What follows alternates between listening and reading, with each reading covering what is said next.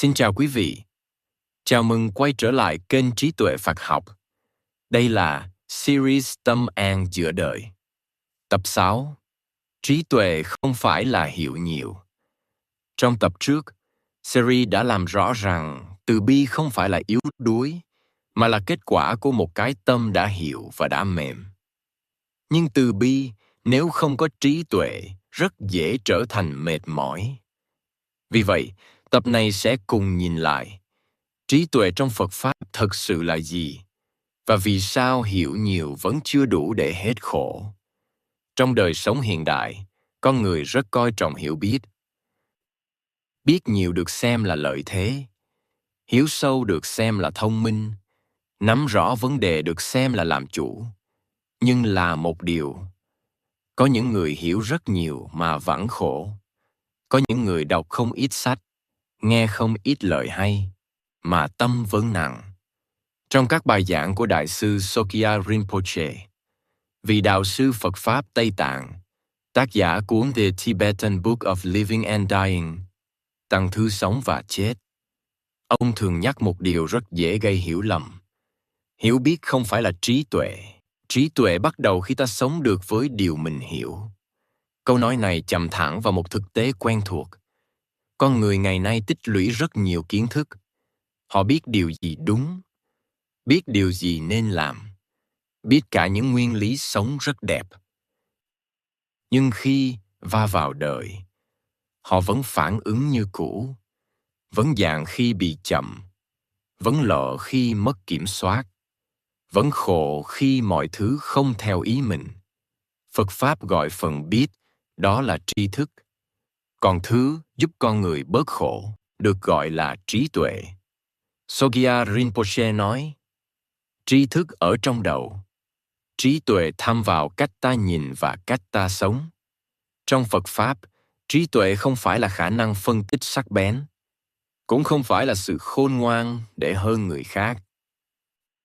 Trí tuệ là thấy đúng bản chất của sự việc, thấy rằng mọi thứ đều đổi thay, thấy rằng cảm xúc đến rời đi, thấy rằng không có điều gì có thể nắm giữ mãi. Khi thấy được như vậy, tâm tự nhiên bớt bám. Bớt bám thì bớt khổ. Một trong những điều mà Sogia Rinpoche nhấn mạnh rất nhiều là vô thường, tức là không có gì đứng yên. Ông nói, chúng ta khổ không phải vì sự việc thay đổi, mà vì ta mong nó đừng thay đổi. Con người biết vô thường bằng lý trí, nhưng chưa thấy vô thường trong trải nghiệm sống. Biết rằng người rồi sẽ già, nhưng khi người đời khác, vẫn đau. Biết rằng công việc có thể mệt, nhưng khi biến động xảy ra, vạn hoạn. Vì hiểu chưa đủ sâu để trở thành trí tuệ. Trí tuệ trong Phật Pháp không đến từ việc gom góp thêm thông tin, mà đến từ việc lặng lại để nhìn cho rõ. Khi tâm lặng, những điều vốn bị chế bối lo âu và kỳ vọng bắt đầu lộ ra. Con người thấy rõ hơn phản ứng của chính mình, thấy rõ vì sao mình khổ, thấy rõ mình đang bám vào điều gì. Sogyal Rinpoche nói, khi tâm yên, trí tuệ tự hiển lộ, không cần tìm kiếm. Một cái tâm luôn bận rộn thì rất khó có trí tuệ. Không phải vì nó ngủ, mà vì nó không có khoảng trống. Khoảng trống để nhìn lại, khoảng trống để không phản ứng ngay, khoảng trống để không vội kết luận. Phật Pháp gọi đó là tỉnh giác, tức là biết rõ mình đang ở đâu, đang làm gì, đang bị điều gì chi phối. Trí tuệ cũng không phải là điều gì xa vời. Nó thể hiện rất đổi. Biết dừng lại trước khi nói lời làm đầu người khác. Biết buông một mối bám chấp không còn nuôi dưỡng mình. Biết chấp nhận rằng có những việc không thể theo ý. Sogyal Rinpoche nói rất nhẹ. Trí tuệ không làm ta trở nên hơn người, mà làm ta bớt làm khổ mình. Khi có trí tuệ, con người không còn phải thắng mọi cuộc tranh luận. Không cần chứng minh mình đúng. Không cần kiểm soát tất cả. Họ bắt đầu phân biệt được điều gì đáng giữ, điều gì nên buông. Không phải vì yếu, mà vì thấy rõ cái giá của sự bám chấp. Trong Phật Pháp, trí tuệ luôn đi cùng từ bi. thấy rõ vô thường, con người bớt khắt khe. Thấy rõ khổ, con người bớt phán xét.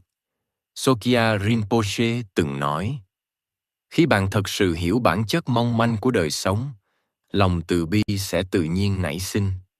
Vì vậy, trí tuệ không phải là thêm vào đời sống một điều gì mới, mà là bớt đi những ảo tưởng rằng mình phải luôn kiểm soát, ảo tưởng rằng mọi thứ phải bền, ảo tưởng rằng hạnh phúc đến từ việc nắm giữ. Khi những ảo tưởng này rơi xuống, tâm tự nhiên nhẹ. Và khi tâm nhẹ, một cánh cửa khác sẽ mở ra. Nếu trí tuệ đến từ sự lắng lại, vậy thiền thực sự là gì? Đó chính là nơi tập bậy. Thiền là gì và không phải là gì? Tiếp nối hành trình tâm an giữa đời. Xin cảm ơn quý vị đã đồng hành cùng kênh Trí Tuệ Phật Học. Xin chúc quý vị luôn mạnh khỏe, an nhiên giữa đời thường. Hãy nhấn like và subscribe kênh để không bỏ lỡ những nội dung hữu ích tiếp theo nhé.